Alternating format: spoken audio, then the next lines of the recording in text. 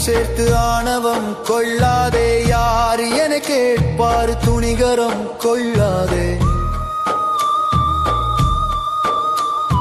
ஆட்களை நீயும் சேர்த்து ஆணவம் கொள்ளாதே. யார் என கேட்பார் துணிகரம் கொள்ளாதே. பரலோக தேவன் ஒருவர் கவனித்து வருகிறார். நியாய தீர்ப்பு செய்வதில் ஞானமுள்ளவர்.